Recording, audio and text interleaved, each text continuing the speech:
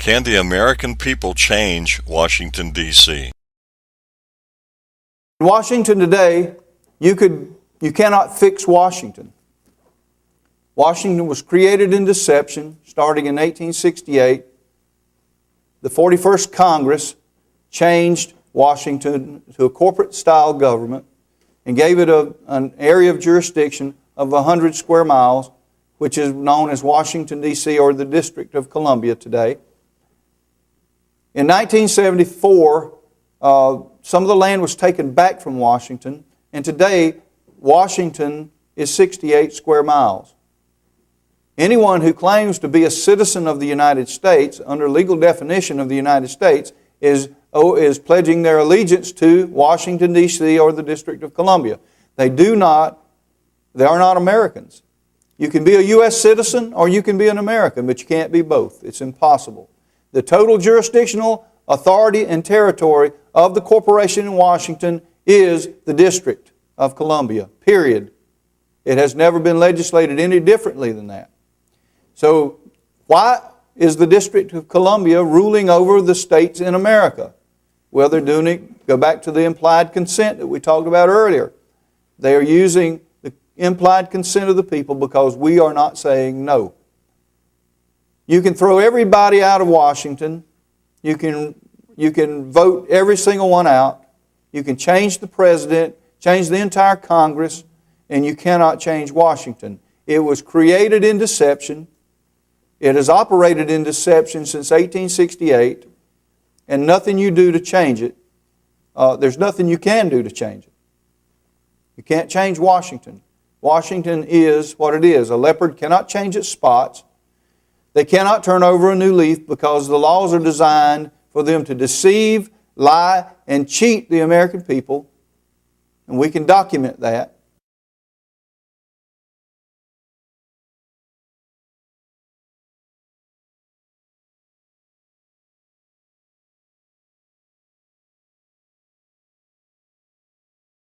Given what most Americans believe, the next statement may be more shocking than any previous. The fact is, the United States is not a country, but a corporation contractually created by the Constitution. Your state is a country, per the law, and your original citizenship is of that country. Our founders instituted themselves to be first and foremost citizens of their respective states. As of 1787, those states already had formed a union, and they created the Constitution for the purpose of perfecting that union in forming a national government. They did not intend that the new nation have any jurisdiction or powers over the states or their citizens that were not specifically enumerated in the Constitution. They stated this point quite clearly in Article 1, Section 8, Clause 17 of the Constitution. They granted the United States exclusive legislation in all cases whatsoever over such district not exceeding 10 miles square as may become the seat of the government of the United States, our District of Columbia, and to exercise authority over all places purchased by the consent of the states. And that is all. The framers further secured the rights of the people with the 9th and 10th Amendments in the Bill of Rights. In the 9th, they established that the enumeration in the Constitution of certain rights shall not be construed to deny or disparage others retained by the people. And in the 10th, they made clear that the powers not delegated to the United States by the Constitution, nor prohibited to the states, are reserved to the states respectively, or to the people. The only way the federal government can have any jurisdiction beyond these constitutional clauses is by written permission or contract. Which leads us to another piece of the puzzle, the 14th Amendment to the Constitution, ratified in 1868 following the Civil War. As barbaric as it may sound today, the black slaves, prior to the conclusion of the Civil War, were legally considered to be property, with none of the rights or privileges of free-born people, only duties. The money interests took advantage of America's desire to free the slaves, and found a way to use the swiftly adopted post-war constitutional amendments to enslave all of the people. The deceit is in the wording of both the 13th and 14th Amendments. You will note that the 13th Amendment provides that neither slavery nor involuntary servitude shall exist within the United States. But why the emphasis on involuntary servitude? Isn't it the same thing as slavery? Sure it is. But they had to mention the concept of involuntary servitude because they wished to retain another type of slavery, voluntary servitude. Voluntary servitude is an ancient and established concept. It was the way serfs became subjects to their lords during feudal times in England and other European countries.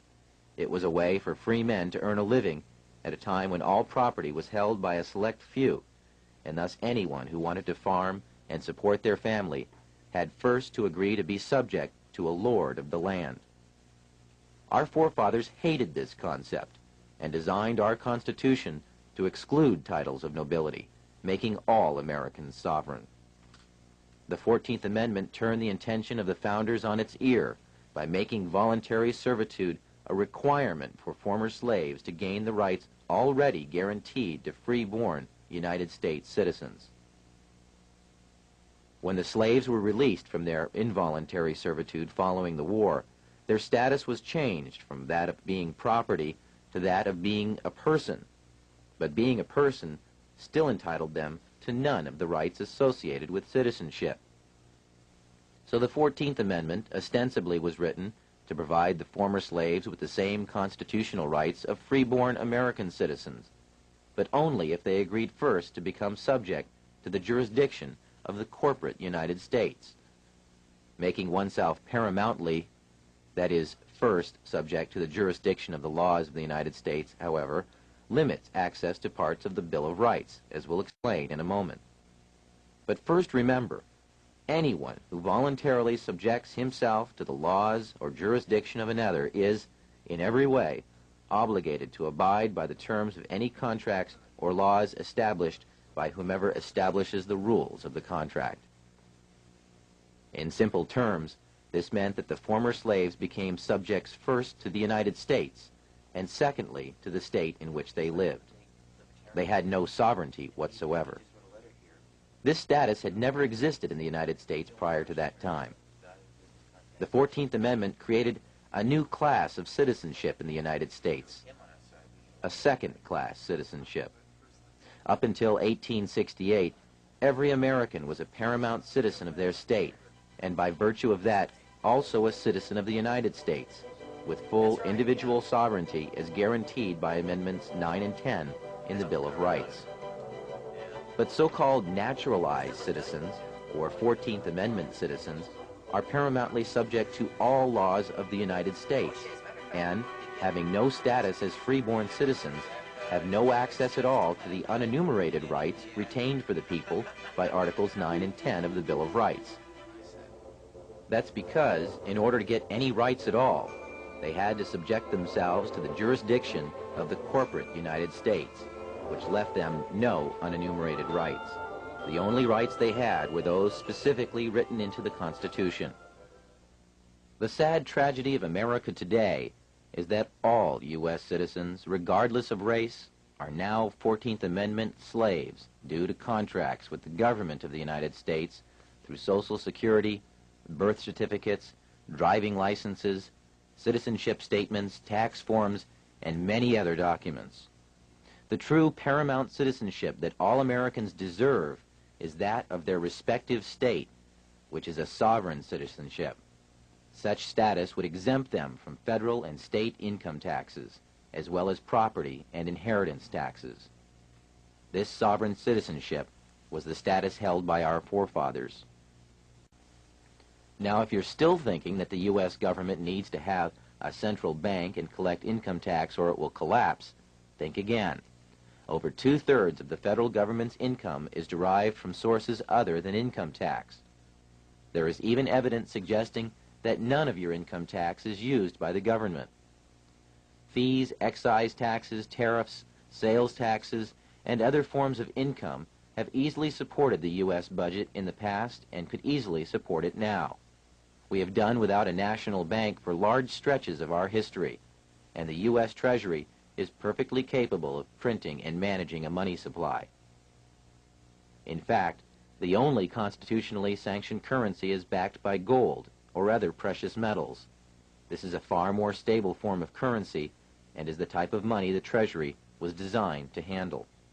The government was doing so well collecting money under these original laws that it had amassed a huge surplus by the time this cartoon was penned 100 years later in 1887, when there still was no income tax collected at all. Up to this point, we have shown you how the money interests have 1. Established the Federal Reserve System, and 2. Exploited a second class of citizenship created by the 14th Amendment for other purposes. And we have mentioned a few names involved in the creation of the Fed. But there are other organizations working for our economic enslavement as well, along with other extremely rich and powerful international bankers. Those who support the Fed have created a global movement to centralize economic power in various puppet organizations that preach peace and stability through some variation of socialism, but act aggressively to draw nations into a web of foreign debt and servitude to their agenda. The United Nations, the World Monetary Fund, and the Council on Foreign Relations are all committed to an agenda of world domination through manipulation of economic power. The Council on Foreign Relations openly admits to being a private club, yet it is the primary recruiting post in both international banking and the federal government of the United States. Richard Nixon, Nelson Rockefeller, John Foster Dulles, Dean Rusk, Alger Hiss, Robert S. McNamara, and every president since FDR, with the exception of John Kennedy, have been members of this exclusive club where super financiers and your elected representatives can mix freely and plan the next step in the consolidation of power in a new world